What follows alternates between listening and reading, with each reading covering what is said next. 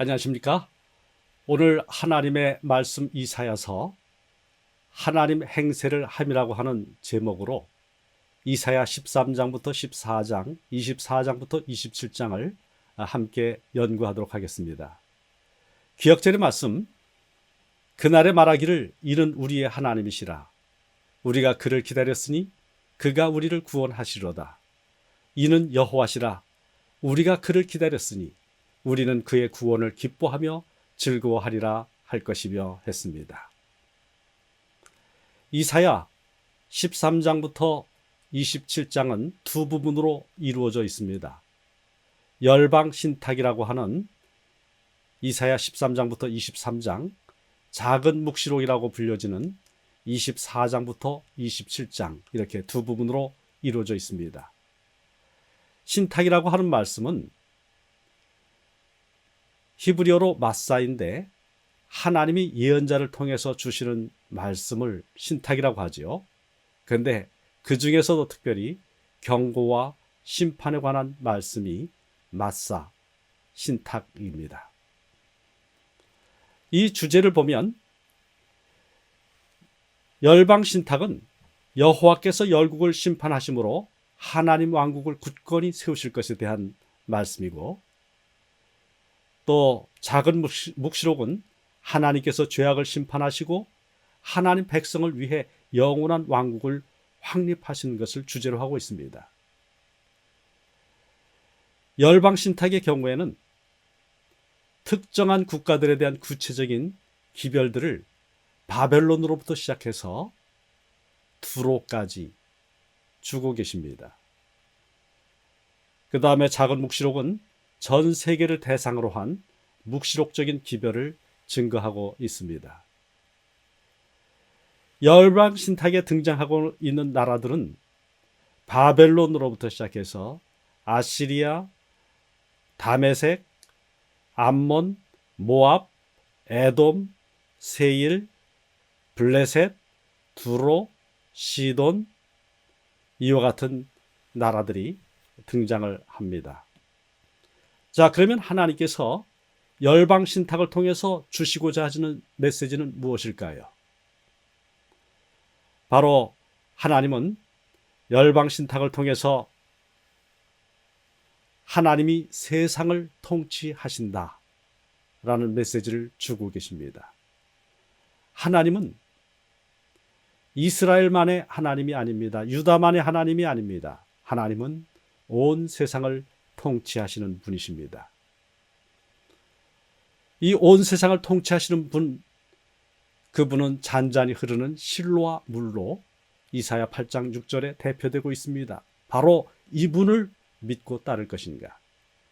그 시대의 최고의 권력을 갖고 사람들에게 위협을 하였었던 거세게 흐르는 유프라테스 강물 같은 세력, 이사야 8장 7절에 나와 있는 아수르에게 굴복해서 아수르의 힘을 빌어서 살 것인가? 이 문제가 바로 이사야 시대의 문제였습니다. 하나님께서는 열방 신탁에 대한, 열방 심판에 대한 그 메시지를 통해서 열방이 심판을 받게 될 때에 이스라엘은 하나님의 놀라운 구원과 회복을 경험한다는 메시지를 선포하고 계십니다. 이사야 13장부터 27장의 내용을 분석해 보면 여기 등장하고 있는 나라들이 이스라엘의 예루살렘이 여기 있는데 예루살렘 주변에 있는 나라들입니다. 유다 주변 국가들이 등장하고 있고, 바로 하나님께서는 이 나라들을 하나님 백성들이 잘못된 길로 나갈 때 이 백성들을 징계하기 위해서 사용하셨던 국가들입니다. 그런데 바로 그 국가들이 자기에게 주어진 그 분량을 넘어서서 인간으로서는 도저히 할 수 없는 아주 엄청난 흉포한 행동들을 한 것에 대해서 하나님께로부터 징계를 받고 있습니다. 이 나라들을 보게 되면 바벨론은 맨 동쪽에 위치해 있고 두로는 맨 서쪽에 위치하고 있습니다. 따라서 해 뜨는 곳으로부터 시작해서 해 지는 곳까지 온 세상이 하나님의 심판의 대상인 것을 말씀하고 있습니다. 바벨론으로부터 시작했습니다. 찬란한 문명국입니다. 두로로 끝났습니다. 어마어마한 부요함을 자랑하고 있는 해상무역 국가입니다. 찬란한 문명도 뛰어난 상업주의도 하나님의 심판을 피할 수가 없습니다.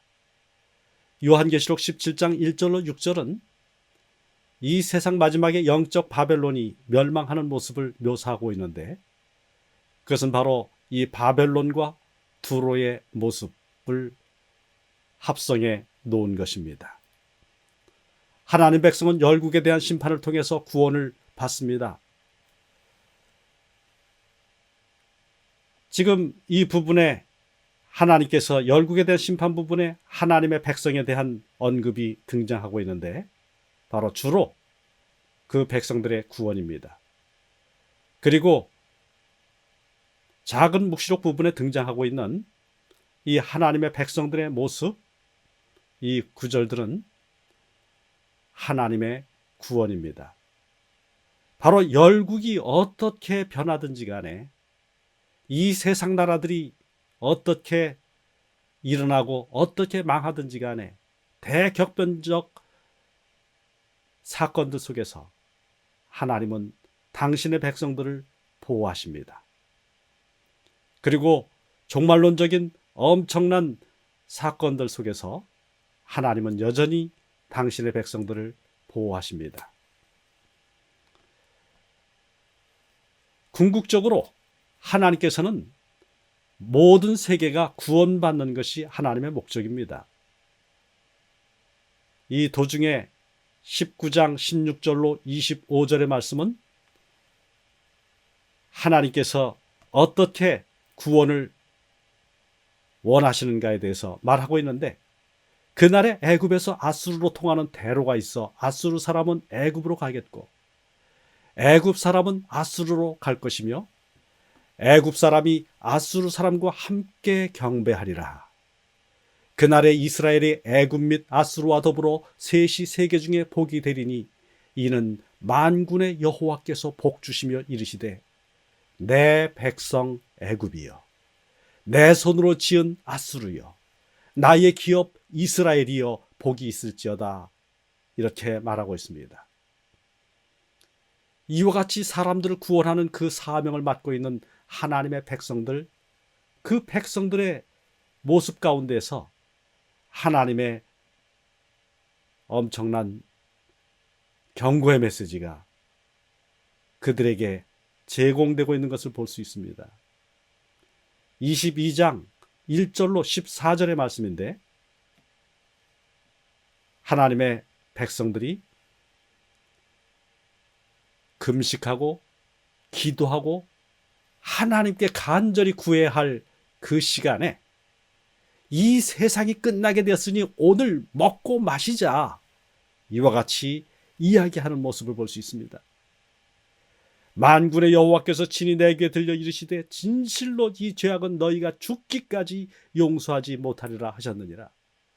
하나님은 온전한 구원을 준비해 놓고 기다리시는데,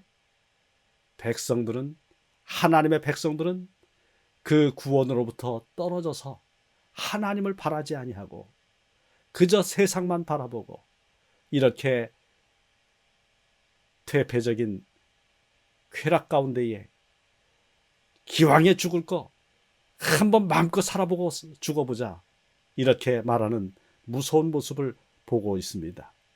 정말 하나님의 큰 심판 때에 열방은 구원받는데 하나님의 친백성은 멸망받을 수 있다는 엄청난 경고가 이 속에 들어 있습니다.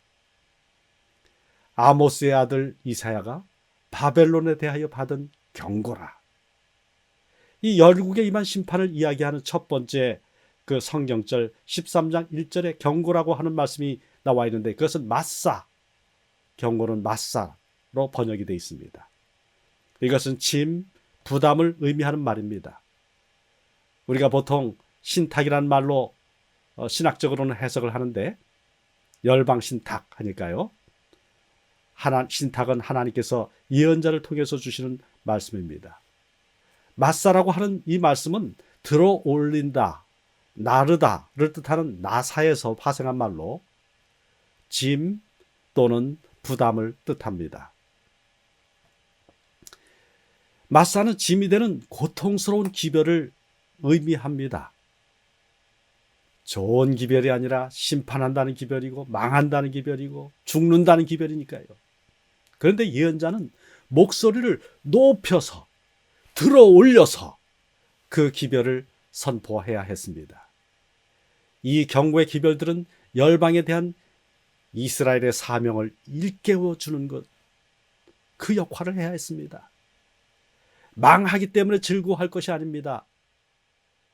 하나님께서 열방이 심판받아야 될 대상이지만 그들은 마찬가지로 구원받아야 될, 마땅히 구원받아야 될 대상이라는 것을 우리들에게 보여주고 있는 한 권의 책이 있습니다. 바로 아시리아의 구원을 위해서, 니느웨의 구원을 위해서 파송된 요나의 이야기입니다. 바로 요나서 책 한 권의 주제가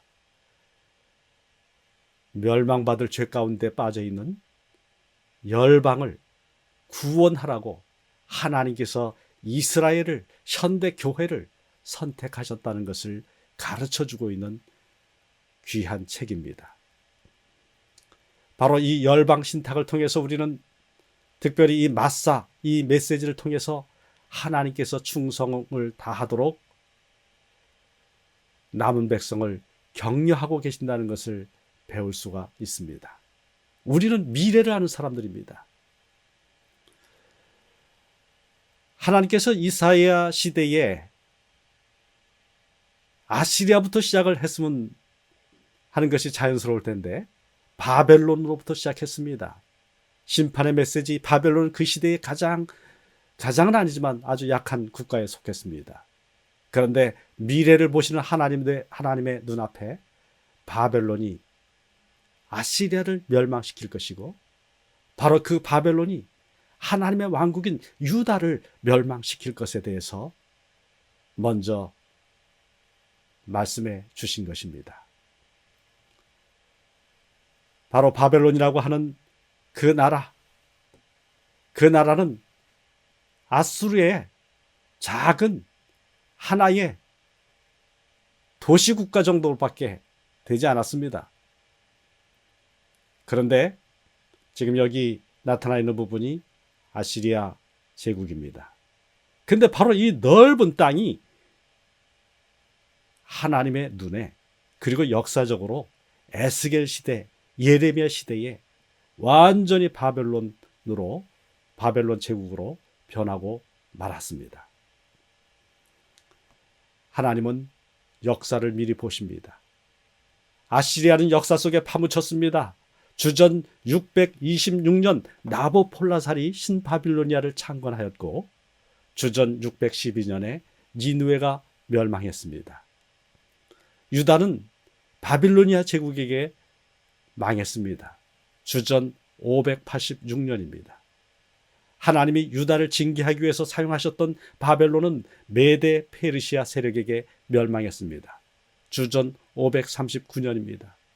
하나님은 메데와 페르시아 세력을 바벨론에서 하나님의 백성을 구원하시는 도구로 사용하셨습니다. 이사야 13장 17절로 18절은 그것을 미리 예고하고 있습니다. 두 번째 큰 성 바벨론, 이사야 13장 2절로 22절 소지를 보겠습니다. 메대는 여호와께서 바벨론을 멸망시키기 위해서 거룩하게 구별한 자입니다. 여호와의 진노의 병기로 삼은 세력입니다.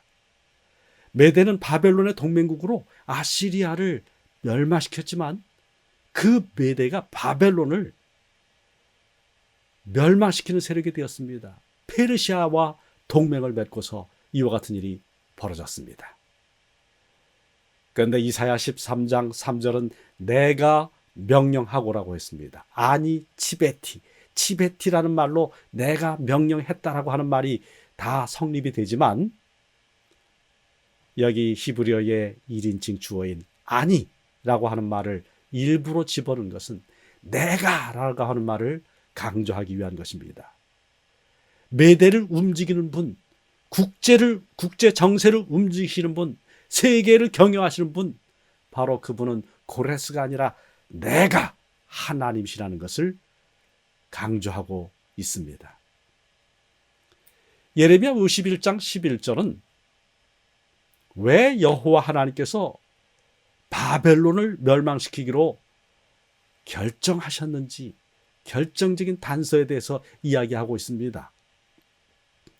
여호와께서 메대 왕들의 마음을 부추기사 바벨론을 멸하시기로 뜻하시나니 이는 여호와께서 보복하신 것 곧 그의 성전을 위하여 보복하시는 것이라. 바벨론은 느부갓네살이 예루살렘 성전을 파괴하였습니다. 유다를 멸망시켰습니다. 그리고 어떤 일이 벌어집니까? 바벨론이 멸망하는 마지막 밤에 벨사살은 하나님의 성전에서 탈취해온 금, 은 그릇으로 술잔치를 벌였습니다. 이사야 13장에서 여호와의 날, 원어로 욤 야훼라고 하는 말이 등장합니다. 여호와의 날이 갖고 있는 성격은 세 가지입니다. 첫 번째는 불신자에 대한 하나님의 심판입니다. 두 번째는 구원받아야 될 하나님의 백성들이 잘못 행하고 있어요. 그 백성들을 그냥 내버려 둘 것인가? 그 백성들을 어떻게 할 것인가? 하나님께서 그 백성들을 정결케 하시고 정화시키시는 모습이 또 여호와의 날에 해당이 됩니다. 그리고 가장 좋은 것은 세 번째, 하나님 백성의 구원의 날입니다. 이사야서에는 여호와의 날에 해당하는 몇 가지의 표현들이 등장합니다. 살펴보겠습니다. 만군의 여호와의 날, 욤 라야페 체바오트. 그리고 이사야 2장 12절에 모든 교만한 자, 거만한 자, 자고한 자가 낮아질 것에 대해서 말하고 있습니다. 벌하시는 날, 욤 페쿠다. 이사야 10장 3절. 불의한 유다 백성이 환난을 당합니다. 여호와의 날, 욤 야훼. 이사야 13장 6절 9절. 바벨론 심판의 날입니다. 보복하는 날, 욤 낙함이라고 하는 단어를 중심으로 해서 다른 세 가지의 표현들이 함께 세 가지의 표현이 등장합니다. 여호와께서 보복하시는 날, 욤 낙함 라야훼. 우리 하나님께서 보복하시는 날, 욤 낙함 레 엘로헤누. 이사야 63장 4절에 내가 구속할 해, 34장 8절에 시온의 송사를 위하여 신원하시는 해, 61장 2절에 여호와의 은혜의 해, 이와 같은 말들과 짝을 이뤄서 등장합니다. 보복하는 날이 혼자서만 등장하는 것이 아니라 다른 긍정적인 날과 함께 등장합니다. 원수에게는 보복하는 날이지만 하나님의 백성에게는 구속할 해, 또 시온의 송사를 위하여 신원하시는 해, 여호와의 은혜의 해, 이와 같은 짝을 이루는 말로 하나님 백성에게 구원을 주는 말로 등장하고 있습니다. 바로 이 보복하는 날은 이사야서의 아주 특별한 표현입니다. 구원의 날, 욤 예슈아가 나오는데 이사야 49장 8절에 딱 한 번 성경 전체에서 나옵니다. 근데 바로 이 말씀을 고린도후서 6장 2절에서는 인용하고 있지요. 은혜의 때에 내가 내게 응답하였고 구원의 날에 내가 너를 도왔다. 보라, 지금은 은혜 받을 만한 때요 구원의 날이로다. 이 귀한 말씀이 이 구절에 근거하고 있습니다. 바벨론 심판은 지구에 대한 마지막 심판을 예표합니다. 심판의 날은 여호와의 날입니다. 신약 성경 가운데서는 주의 날로 나와 있습니다. 심판자는 여호와 하나님이십니다. 바로 그분께서 잔혹히 분내시고 맹렬히 노하시면서 멸망을 집행하십니다. 심판은 그 범위가 전 세계적입니다. 13장 4절, 5절, 11절에 보게 되면 그곳에 세상이라고 하는 말, 원어로 테벨이라고 하는 단어가 등장하는데, 이 테벨이라고 하는 단어는 천지와 대기권을 포함하는 지구 전체를 가리키는 전문 용어입니다. 심판의 때에 하나님은 사람의 행위와 동기를 판단하십니다. 13장 7절에 모든 손의 힘이 풀리고 각 사람의 마음이 녹을 것이라고 했어요. 손, 이것은 행동을 대표하는 말이죠. 마음, 이것은 동기를 대표하는 말입니다. 하나님은 행동만 보시는 분이 아니라 그 속에 동기까지 파악하시는 분입니다. 심판의 이유는 보편적인 죄악입니다. 그날은 흑암의 날입니다. 해와 달과 별이 빛을 잃습니다.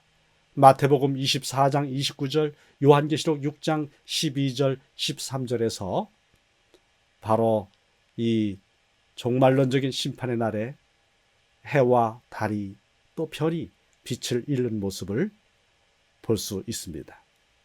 심판의 결과는 전 세계적인 멸망입니다. 온 땅이 멸망합니다. 그런데 우리들에게 희망은 바로 그날은 하나님의 구원의 날입니다.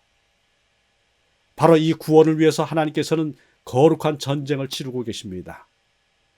이사야 13장은 거룩한 전쟁의 개념을 바벨론을 멸망시키는 일에 도입하고 있습니다.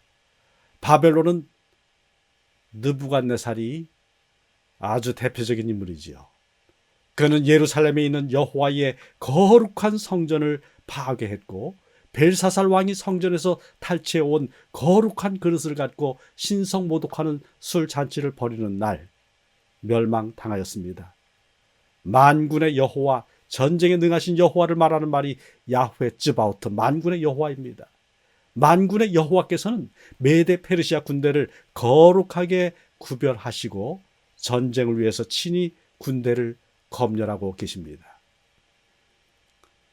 바로 여호와께서 징집하신 그 군대는 시온과 예루살렘을 파멸시킨 바벨론을 멸망시키고 붙잡혀간 하나님의 백성들을 다시 본토로 돌아오게 합니다.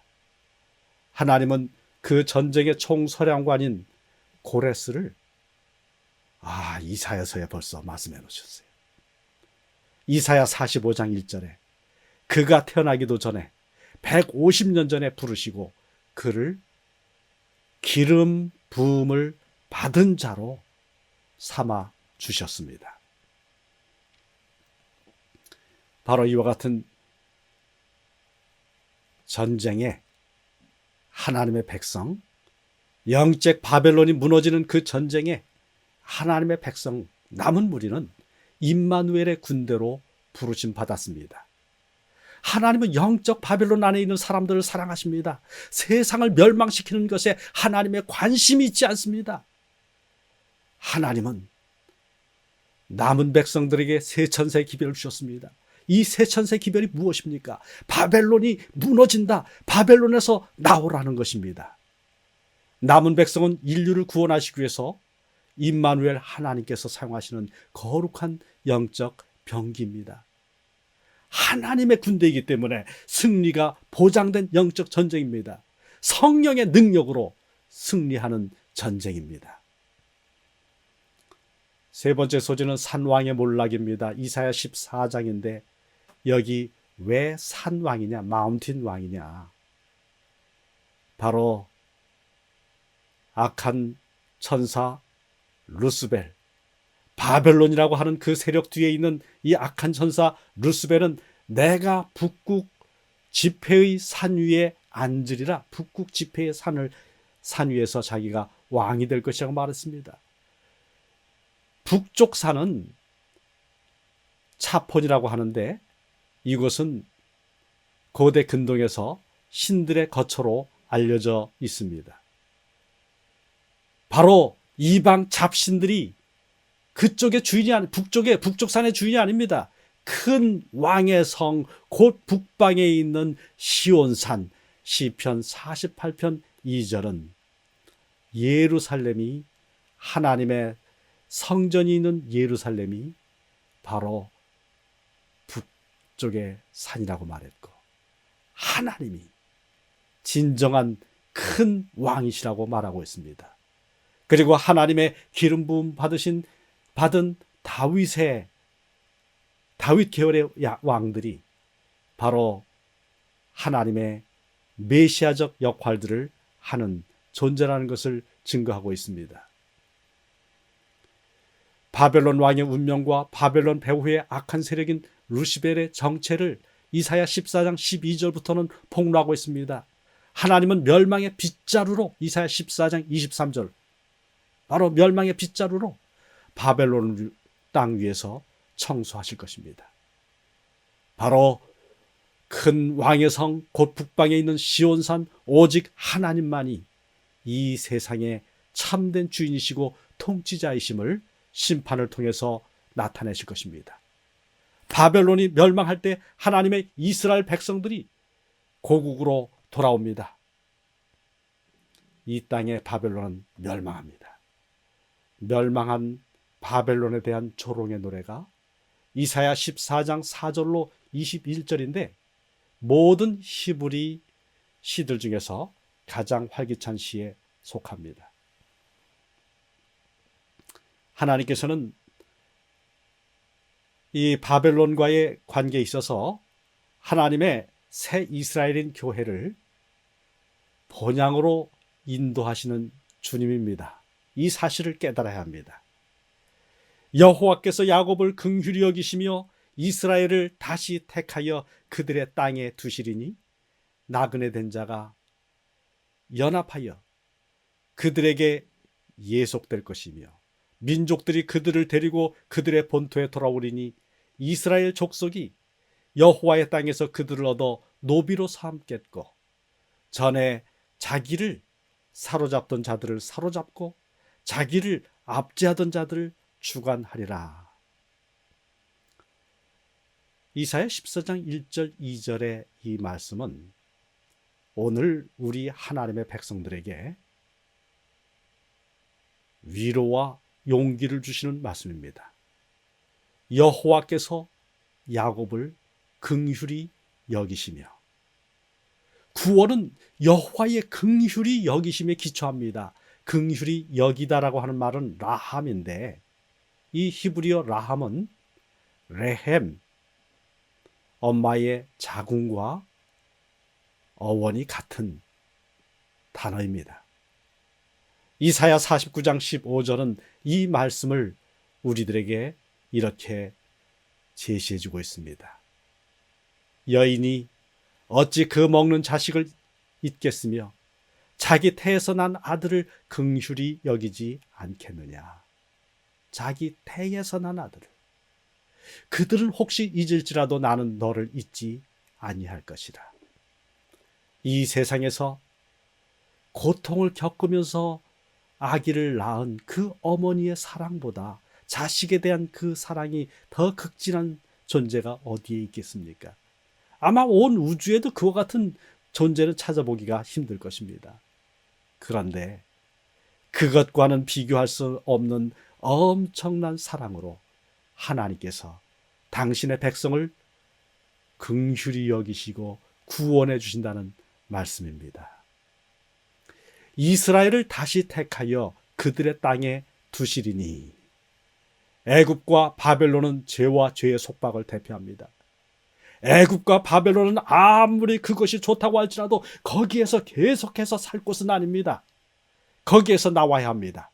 하나님께서는 제2의 출애굽을 옛날 이스라엘 백성들에게는 바벨론에 잡혀갔던 백성들에게는 바벨론에서 나와서 예루살렘으로 가는 것이고 오늘날 이 세상 악의 세력에서 악의 세상에서 구원받은 하나님의 백성들은 또 하나의 제2의 출애굽, 완전한 출애굽, 하나님의 영원한 왕국으로 들어가는 그 출애굽을 우리들에게 바라고 계시고 그 일을 이루십니다. 그런데 이 출애굽 백성 어떻게 선택받았습니까? 하나님의 무조건적인 사랑 때문에 이스라엘이 선택되었습니다. 성도의 목적지는 새 하늘과 새 땅, 새 예루살렘입니다. 성도는 예수님 안에서 빌립보서 3장 20절에 의하면 하늘의 시민권을 갖고 있습니다. 히브리서 12장 22절에 의하면 예수 그리스도 안에서 영적으로 지금 새 예루살렘에 살고 있습니다. 나그네 된 자가 야곱 족속과 연합하여 그들에게 예속될 것이며, 나그네 된 자는 히브리어로 게르인데 체류자 이방인을 뜻합니다. 바로 이 사람들은 개종한 사람들을 대표하는 그 같은 용어입니다. 연합하다, 예속하다라고 하는 그 표현을 우리가 교회와 이스라엘의 관계에 같이 연결해서 본다면 그리스도교는 히브리인들의 신앙 전통에 깊이 뿌리를 받고 있습니다. 로마서 9장 4절로 5절에 의하면 바로 우리들은 구약에 주신 하나님 백성들에게 주신 그 귀한 언약과 거룩한 기별, 거룩한 구원의 메시지, 구원의 관계를 그대로 물려받은 백성들입니다. 신약과 구약은 결코 떨어질 수가 없습니다. 이스라엘 족속이 여호와의 땅에서 그들을 얻어 노비로 삼겠고, 전에 자기를 사로잡던 자들을 사로잡고 자기를 압제하던 자들을 주관하리라. 운명이 바뀌었죠? 그런데 여기 열방이 이스라엘을 섬기는 것은 새 이스라엘인 교회를 통해서 복음의 능력으로 민족들을 그리스도께 굴복시키는 것을 가리킵니다. 예수 그리스도의 사랑이 심령을 강권하여서 기쁘게 봉사하도록 만듭니다. 바로 복음은 원수를 친구로 만들고 온 세상은 하나님의 왕국에서 참된 평화를 누립니다. 네 번째, 하늘의 문. 13장, 14장 전체에서 그래도 사람들에게 가장 교인들에게, 성도들에게 가장 커다란 관심을 끌고 잘 알려져 있는 성경절은 이사야 14장 12절로 15절입니다. 너 아침의 아들 계명성이여, 어찌 그리 하늘에서 떨어졌으며 너 열국을 엎은 자여 어찌 그리 땅에 찍혔는고. 내가 내 마음에 이르기를 내가 하늘에 올라 하나님의 무별 위에 내 자리를 높이리라. 내가 북극 지폐의 산 위에 앉으리라. 가장 높은 구름에 올라가 지극히 높은 이와 같아지리라 하는도다. 그러나 이제 내가 수올 곧 구덩이 맨 밑에 떨어짐을 당하리로다. 바벨론은 근본적으로 종교적인 성격을 갖고 있습니다. 창세기 10장 10절과 11장 9절에 바벨론의 기원, 바벨탑 이야기들이 나옵니다. 거기에 니므롯이 이 나라를 세웠지요. 이 기원 바벨론이라고 하는 그 이름이 원래는 고 바벨론 시대 때는 바벨이라고 일컬어졌습니다. 그것은 밥일루라고 하는 원어상으로. 그런데 아카드어의 이 밥일루는 신의 문입니다. 게이트 오브 더 갓. 그런데 그 갓, 그 신은 다름 아닌 그들의 주신인 말뚝을 의미하는 것입니다. 신바빌로니아 시대, 느부갓네살 시대에 들어와서는 밥일라니인데 이것은 신들의 문입니다. 게이트 오브 더 갓스. 이것을 헬라어로 바빌론이라고 하였고, 그 다음에 오늘날 영어의 바빌론으로 나와 있습니다. 여기 신들, 이와 같은 것을 통해서 다신교의 중심적인 나라인 것을 볼 수 있는데요. 그들의 가장 특징적인 건축물이 지구랏 그리고 에테멘안키입니다. 지구랏은 신전인데 계단식 피라미드가 되겠습니다. 여기에서 예배를 드리게 되죠. 각종 우상들을 모아놓고 그 다음에 거기에 에테멘 안키가 있는데 신전과 함께 높이 솟은 탑입니다.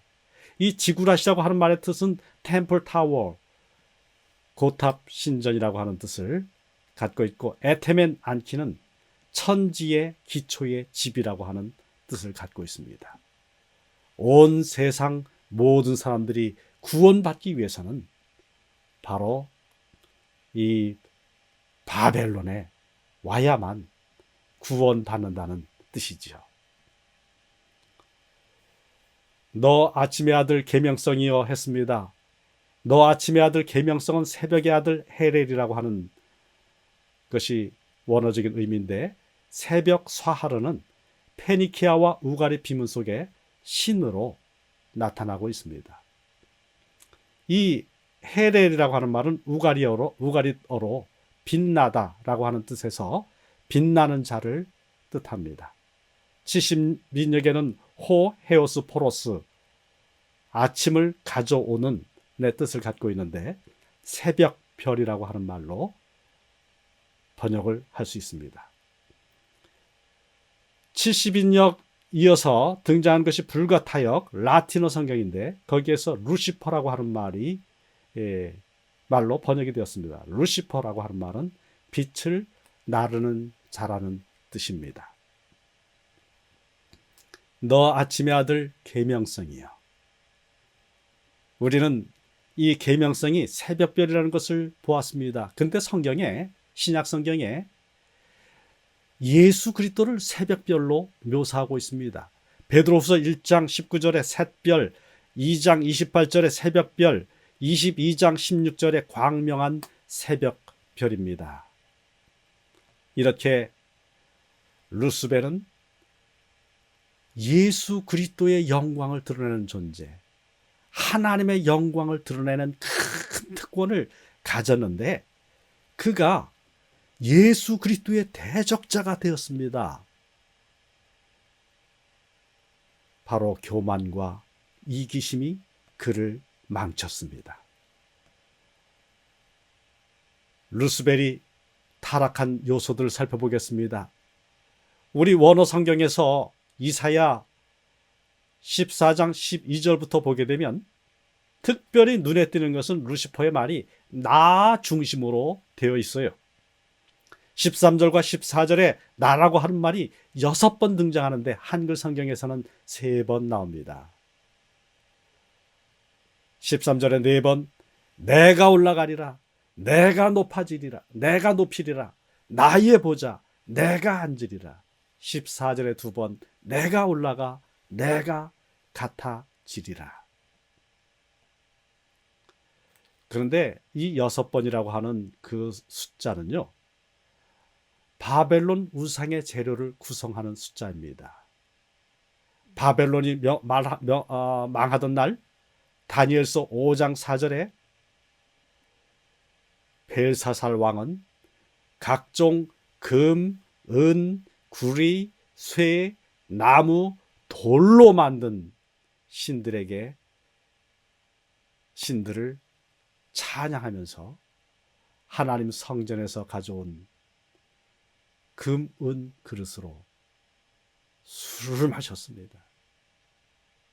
각종 재료로 만든 이 바벨론의 허다한 우상들 뒤에는 나를 지극히 높은 이보다 높이려는 루스벨이 웅크리고 있습니다.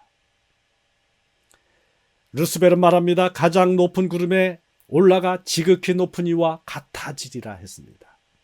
14장 14절에 같아지리라는 원어의 다마인데, 이 말에서 파생된 말이 데무트, 모양입니다. 창세기 1장 26절에 인간은 하나님의 형상과 데무트, 하나님의 모양으로 창조가 되었습니다. 사탄은 하나님의 권세와 능력은 원했지만 하나님의 자기 희생적인 사랑의 품성은 원하지 않았습니다. 그리스도의 십자가에 나타난 자기 희생적 사랑이 온 우주를 움직이는 법칙입니다. 십자가는 하늘의 정의가 하늘의 공의가 무엇임을 나타냅니다. 바벨론이 망할 때 기뻐하십시다. 그때는 시온이 최후의 승리자가 되는 날입니다. 이사야 24장부터 27장은 작은 묵시록이라고 하는데 정말 그냥 겉에 보기에는 엄청나게 두렵습니다. 24장 1절로 3절에 보라 여호와께서 땅을 공허하게 하시며 황폐하게 하시며 지면을 뒤집어 엎으시고 그 주민을 흩으시리니 백성과 제사장이 같을 것이며 종과 상전이 같을 것이며 여종과 여종이 같을 것이며 사는 자와 파는 자가 같을 것이며 빌려주는 자와 빌리는 자가 같을 것이며 이자를 받는 자와 이자를 내는 자가 같을 것이라. 땅이 온전히 공허하게 되고 온전히 황무하게 되리라. 여호와께서 이 말씀을 하셨느니라. 이와 같은 메시지 가운데서 우리는 하나님께서 당신의 백성들을 보호하시고 구원하신다고 하는 아주 놀랍고 귀한 메시지를 봅니다. 이사야 24장 23절입니다. 그때의 달이 수치를 당하고 해가 부끄러워하리니 이는 만군의 여호와께서 시온산과 예루살렘에서 왕이 되시고. 요한계시록 21장 23절에 이 말씀이 성취되는 순간을 얘기했습니다. 그 성은 해나 달의 비침이 쓸데없으니 이는 하나님의 영광이 비치고 어린 양이 그 등불이 되심이라. 이사야 24장 16절은 우리들에게 정말 큰 용기를 주는 말씀입니다. 땅끝에서부터 노래하는 소리가 우리에게 들리기를 의로우신 이에게 영광을 돌리세 하도다. 그러나 나는 이르기를 나는 쇠잔하였고 나는 쇠잔하였으니 내게 화가 있도다. 배신자들은 배신하고 배신자들이 크게 배신하였도다. 여기 땅끝에서부터 노래하는 소리가 우리에게 들리기를, 맨 마지막 시대에 하나님의 백성들, 남은 백성들이 노래할 그 노래가 여기 나타나 있습니다. 남은 백성들의 노래의 찬미 주제입니다. 의로우신 이에게 영광을 돌리세. 히브리어로 딱 두 개 말입니다. 츠비 라차디크, 츠비 라차디크. 의로우신 이에게 영광을 돌리세.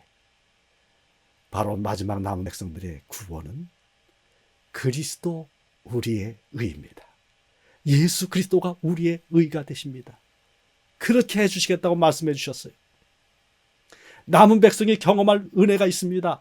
바로 나는 쇠잔하고 쇠잔하였으니 내게 화가 있도다. 왜 이게 좋은 소식이냐고요? 이사야가 성소에서 정결하게 되는 체험을 보지 않았습니까? 거기에서 그는 화로다 나여 망하게 되었도다, 죽게 되었도다라고 말했습니다. 이 남은 백성들, 우리 주님께서 지성소에서 정결하게 해주시는 그 일을 하고 계십니다. 하나님의 그 귀한 성소의 봉사, 지성소로부터 이르러오는 그리스도 예수의 놀라우신 은혜의 사역을 우리가 온전히 옷 입게 될 것입니다. 내가 완전히 망해야 그리스도 우리의 의 예수님이 등장하는, 예수님이 높아지시는 것입니다. 나는 죽고 내 속에 그리스도께서 사시는 것이 우리들의 목적이 아닙니까? 우리가 그것을 사모하지 않습니까? 남은 백성의 사명이 있습니다. 배신자들은 배신하였도다.